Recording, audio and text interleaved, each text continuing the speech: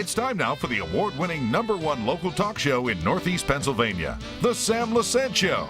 Now here's your host, Sam Lesante. So folks, the headline on April 21st, Friday, 2017 says the chopping block on the Standard Speaker and media partners. About 20 city employees will be laid off in May. And so the mayor said that this is going to happen. He said, I brought it to the attention of the council back in November. This was going to happen.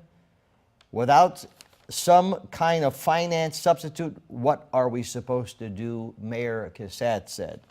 Council members, however, said they're not to blame for the development and that the developments are nothing more than an attempt to influence the upcoming elections. Politics again.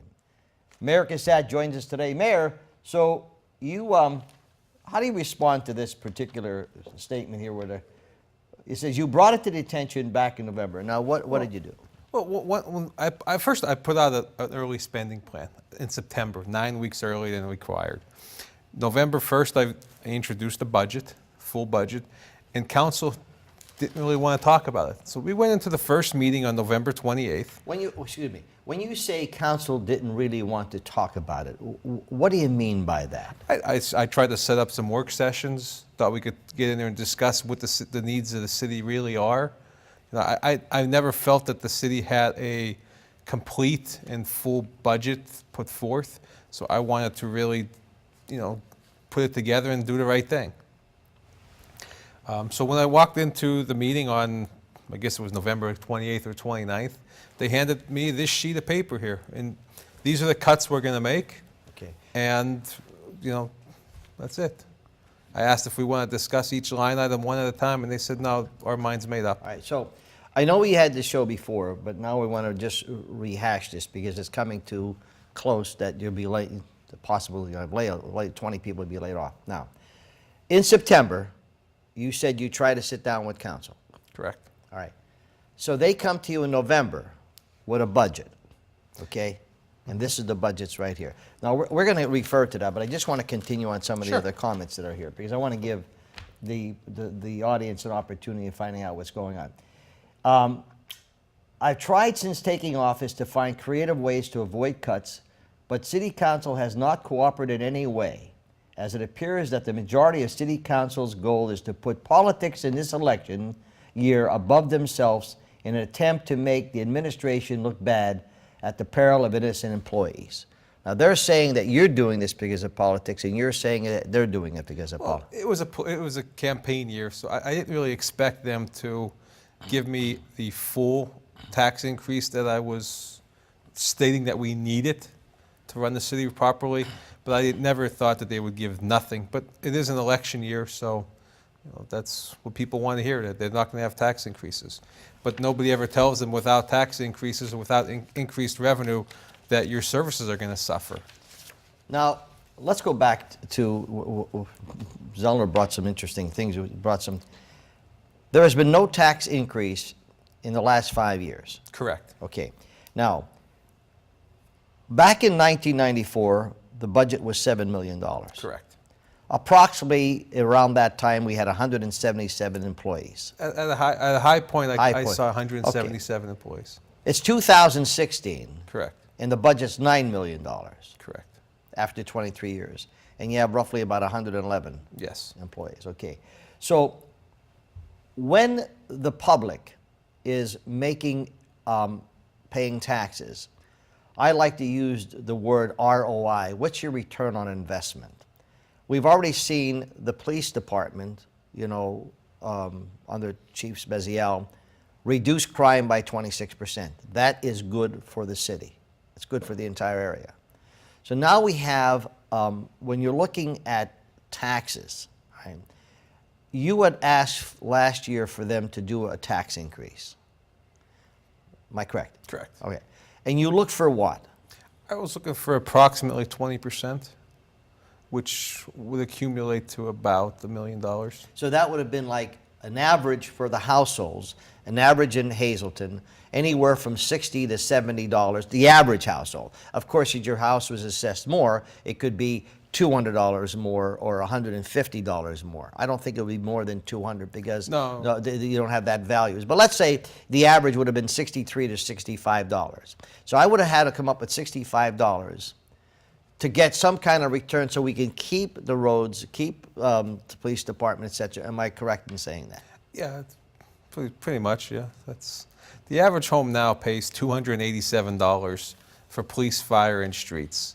So it works out to under $1 a day for those services. Okay. Now, Councilman Grace Cuso contends the layoffs are the result of poor management skills, in quotes, on the part of the administration, not the changes that council made to the 2017 budget. Now, she asked how the mayor can disregard an ordinance for selling some $421,000 in delinquent taxes that would have brought significant revenue into the city coffers. Okay, well, let's talk about that. First of all, this is the sheet that they handed out at the meeting. Yes. With the cuts they made. And it's right on here. Administrative salaries, cut $38,000. Solicitor, cut $20,000. Special legal services, cut $35,000. Engineer, cut $10,000. Maintenance, cut $14,000. Cut maintenance overtime by $3,500. Cut non-uniform salary by $21,000. Fire department by $15,000. Fire department overtime by $10,000. Parking salary cut by $13,000. Health insurance or health services by $82,000. DPW by $50,000, and then the garage by $50,000. The only one they increased was the code enforcement, where they did give me an extra $50,000 to hire a day-to-day supervisor. So what is it said that the changes the council made, not the changes that the council made? So it looks like here there's a lot of cuts. They made $376,000 in cuts directly from wage line items. See, most of the average person, they don't see this. Okay, they don't see these things. Okay, so that's why that's why you're on the show. Now let's talk about the fact that she asked how the mayor can disregard an ordinance for selling some $421,000 in delinquent taxes that would have brought significant revenue into the city. Now, when I look at this and I read this, saying, well, "What's wrong with you, Mayor? You could have brought this money into." So what you did first of all, there is no ordinance that says I have to sell them. They tried to pass first they passed a resolution directing me to sell the taxes, which you can't direct me to do a discretionary decision. That's a day-to-day operation. If I want to sell or enter into an agreement, that's my discretion. They tried to pass an ordinance forcing me to do it, which in essence overstepped their bounds, and they were trying to take executive powers off of me, which was illegal. So I vetoed it. It was never, the veto was never overridden, so therefore there is no ordinance that directs me to sell the delinquent taxes. Well, before we get to that, she also says we never cut anything in police and parking. Now I'm looking here. It says non-uniform salary, they cut $21,703, right? Correct. That line item is made up of... And she said we never cut anything in parking, and it says parking salary, they cut, what? Is that $30,000. $30,000. Correct. So I don't know what she meant by that, but I mean, it doesn't seem, because she's already, this is that they cut. But now, let's talk about this $421,000 that they're saying that you could have put in. So Sammy, if you want to put up on the screen, we broke this down so the public could take a look at this. There was $421,000 worth of outstanding 2016 property taxes. Okay. Okay. So out of that, there's 92% of them are eligible to be sold off. Okay. And then the company basically takes a $50,000 fee to do that. Okay. So yes, in 2017, we would have received $337,000. So, okay, now now she's saying, reading here, it says, for selling some $421,000. It looks to me that you would have gained $421. So in essence, really, you wouldn't have got $421 even if you would have done this. No, we would have got $337. Okay. So now, she's wrong on that point. Okay? In the budget, they did budget the entire $420. Okay. So even if we sold them, they would still be $83,000 short. Okay, all right. But now it comes to this, the city loses $84,000 by doing this. Okay. Just to gain 110,000 8 to 10 months earlier. Let me explain. By not selling the delinquent taxes, Yeah. the same 421,000, historically we would collect 54% in 2017 Okay. and 45% in 2018. So we would realize almost the entire amount over a 18 to 24 month period. So in essence, they're sacrificing 84,000 to gain 110 8 to 10 months early. So to me, it's just a bad business decision. And it also puts you in a position where you have to do it year over year. In the past 6 years, the city wasted over $300,000 by doing this program. Now, I only budgeted $204,000 into the budget I presented. Our revenue would have been higher than what I projected, but $83,000 lower than what they projected. Now, what they're trying to portray to the public is that if I sell these taxes now, we would get enough money in to cover the wages that they cut.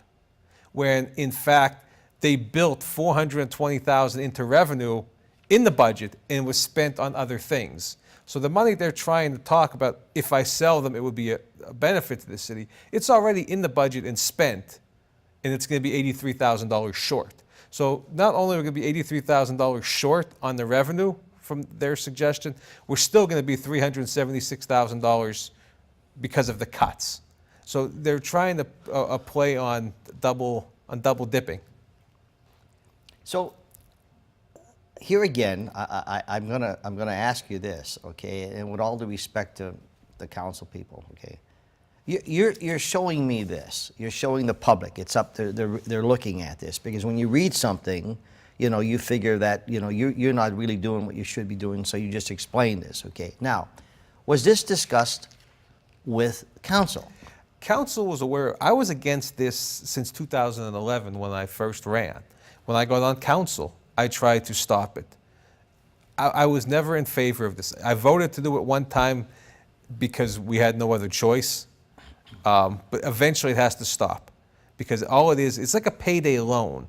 You know, you keep going, you take your paycheck, you go get advanced. They're taking that large chunk off of you to get your money, you know, for the future. Did you discuss this with council? Yeah, I've discussed it for 4 years with council. So, I mean, okay, so I guess the public has to decide whether this is a good decision or not decision, but if you're looking at when you're looking at that kind of amount of a return, and the other thing is, by getting out of this now, we save $50,000 for every year in the future, which comes directly out of the property tax line item. So we're going to save $50,000 each additional year on top of this. Okay, now, Councilwoman Cusat continues to say, of course, she said that they never cut a police and department, and we have here that they, unless she's referring to something else, but it says right here that it was cut. Now, to the contrary, Cusat said she's been continuously inquiring about the status of a grant for hiring police officers. Okay, we are working. We did the testing. I have. Has she been told? Has someone been responding to her? She asked about it at a council meeting a few times, okay. And we're in the vetting process. It's not an easy process. No, I understand, but is she aware of that? Yeah, I've mentioned it at the council meetings. You know, we have to go through the process. It's a long process to get a police officer hired. You know, with the backgrounds, the psychological, the physical, the written. It's a long process, and then you have to make a decision. You know, which you have to live with for the next 20, 25 years. Folks, I'm talking to Mayor Cusat. As you read in the Standard Speaker and on our news, the layoffs are coming in the city of Hazleton. It's going to affect everyone. For those of us who have properties here and those of us are now seeing the city really come alive, we don't need this. But we'll come back, we'll talk a little bit more, and we'll quote some of the things here that were in the Standard Speaker so the mayor could respond. Stay with us. Welcome back to the Sam Lesante Show. Folks, I want to thank all of you who send nice messages, congratulatory messages on our other location at the Laurel Mall, and that's an expansion of our neighborhood news. As I mentioned up there, if you Google, you'll find out that the increase in television viewers going to programs such as we're doing today, neighborhood news, where broadcast and cable network viewership is certainly decreasing because of this. Now, it even becomes better because we have our own app now, folks. You can watch all of the programs right here on your phone. All you have to do is download our app, and the show we're doing with Mayor Cusat, and every show, the girls and you name it, is on our app right now. SSPTV.com, also all our shows are there. Mayor Cusat's here today to talk about the cut. Now, continuing on the article that ran April 21st in the Standard Speaker, it was Friday, Councilman Cusat said, now of course, excuse me, she did say that they never cut anything in police and parking, and we show that here, at least what you're presenting, they did cut that. Okay, so now, council cut one of the 4 garage mechanic positions that were in the roster in 2016, and there's uncertainty about the status of the health of officer, Cusat said, of the health officer, okay? If the mayor is concerned about finances, Cusat asked where the city got the money to hire Charles Pedri to oversee code enforcement, and whether Cusat will follow through a promise he was made when he was elected to return some of his salary as mayor back to the city. How do you respond to those things? First, there was never 4 mechanics in 2016. Charlie Brogan, the health officer, the health vector, which he's referring to, is out on medical leave. So you can't cut somebody that's on medical leave. Charlie Pedri was hired for the code department. Like I said earlier, they actually increased the code line by $50,000 for me to hire a code enforcement supervisor for day-to-day operations. So I'm not sure where she started that. And I never made a campaign promise that I would take a salary cut. I do donate a lot of money to local organizations. I have paid for a lot of stuff to renovate City Hall. These are the kind of things that. But I never publicly said that I would take a pay cut. I know she did, and I know Jack Mundy did, but I never did. Yeah. All right. Well, here again, you know, these make for good reading. Okay. All matters, she continues, all matters regarding parking in Hazleton Recreational Airport should be handled by authority boards rather than the city, which would allow each entity to turn money back over to the city. We had only $15,000 from the airport, listed in the budget, to start repaying the city. Cusat said there is nothing wrong with that. We're just asking to be reimbursed. The original came out of the general fund. Okay, well, first, the parking enforcement was an authority. It was disbanded, and that's basically one of our biggest revenue sources. It counts for over $500,000 a year now, just the enforcement part. So I'd hate to give that up because downtown has become a much safer area. Double parking, parking on corners, all those safety violations have been addressed in the last year and a half, and I think the city has been safer, you know, because of it. The airport has become profitable, and they can't just turn over, as FAA regulations, they can't just turn money over to the city. There's no records of what the airport owes the city, and you can't just make up something, well, give us this back. It is profitable. It does reimburse the city for all the work that we do up there. So I don't know where they're going with that. Cusat also pointed out that the Cusat gave raises to administrators and department heads who were appointed without being presented to council for concurrence. Okay, in the budget that they passed, there was 3% raises built into it. I gave everybody a 1% raise. They got 0 in 2016. I gave them 1% in 2017, which is less than what they approved in their budget. Well, this doesn't make sense then. I mean, if you're saying appointed without being presented to council for concurrence, it looks like you just gave raises away. No, they approved the 3% raise in the budget. Okay. President Jack Mundy, meanwhile, said financial challenges are the result of the mayor not moving forward on an arrangement to sell delinquent taxes. You addressed that. Building new offices at City Hall, awarding raises to managers and supervisors that weren't in the budget, and promoting part-time workers to full-time status while telling the public those moves save money. Okay, well, first, the new offices that were constructed in City Hall were in the budget. Again, they were in the parking enforcement department budget. The reason we did that is because last year council approved vacant property registration, and a couple other things. So we needed to expand the code department. I'm bringing in our own BCO to save us money. We're starting to send people off to get inspection licenses. So we need more office space for them. I took the auditorium upstairs, which hasn't been used for years, and I put up temporary walls. But again, that money was built into the budget. I built 2 offices, one that's used for parking and one that we are currently looking to rent out to another agency to do collections in the city, which will, in turn pay for themselves. Mundy continues to say it is the intent of the mayor to lay off employees in a blatant attempt to influence the election. Again, back to the politics again. What do you have to say about that? Well, the timing of the elections, you definitely cannot lay off anybody during the winter, especially the street department. We have the storms. After the storms, it takes a month or so to clean up and fill potholes. So this is a strategically planned. After the snowstorms come, we street sweep everything. We call it the spring cleanup, and then we go out and we fill all the major potholes that we can. So it has nothing to do with the election.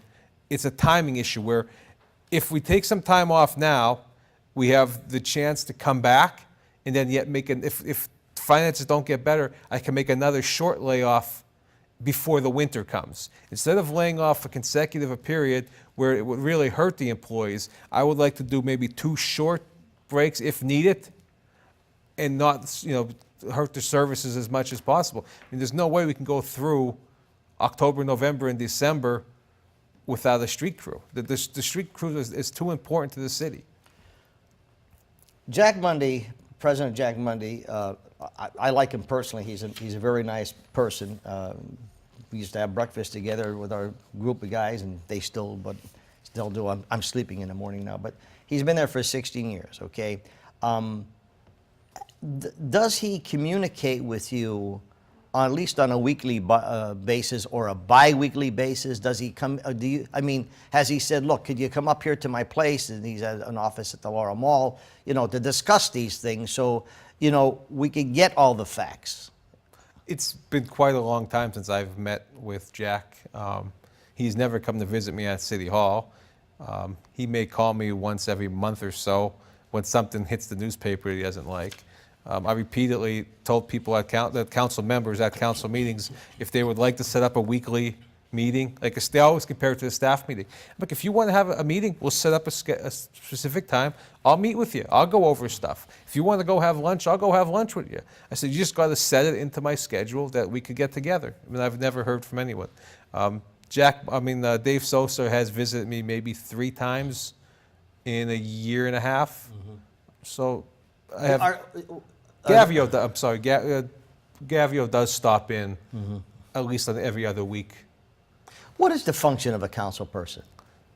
Council is... When you run for council, what are they voting for? They're the legislative branch. They are supposed to make laws and create revenue sources. Okay, so they're supposed to create revenue sources. Correct. Has this council created any revenue sources? The only one that they created is basically unattainable, but...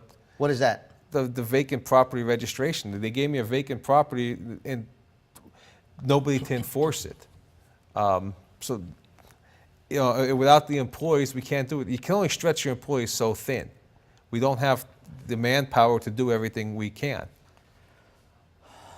When you hired Chief Spezial, he came in and he made promises. We just did a nice day, showing what he's doing.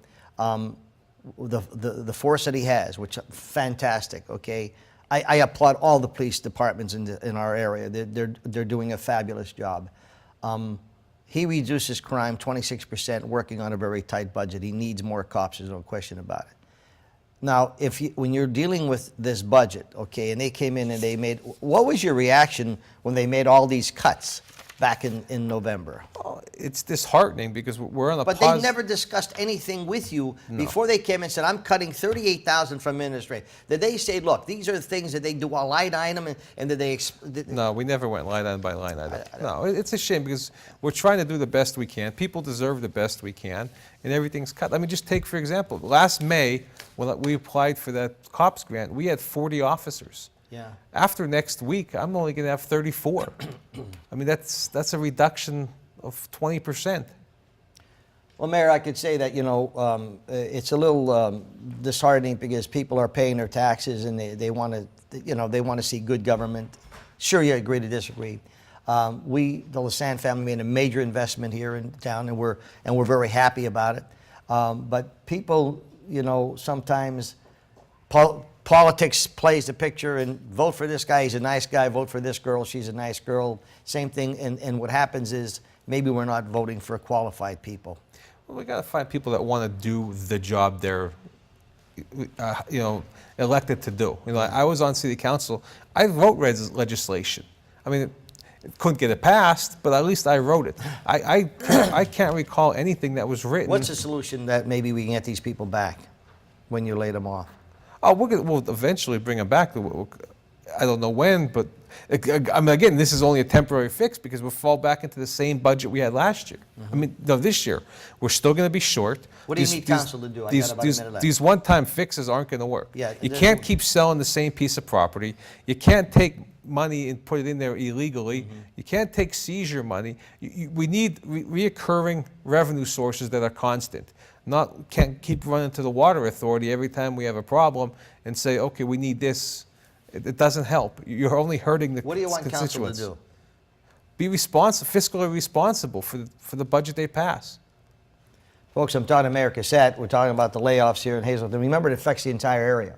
Everything Hazleton goes, I think, it affects, it's a ripple effect in the area. Mayor, thanks for coming on the show. Thanks for having me. You're welcome anytime. Folks, remember our app. You can watch all of our shows now. Just download our app. And my email is sam@ssptv.com. We'll see you next time.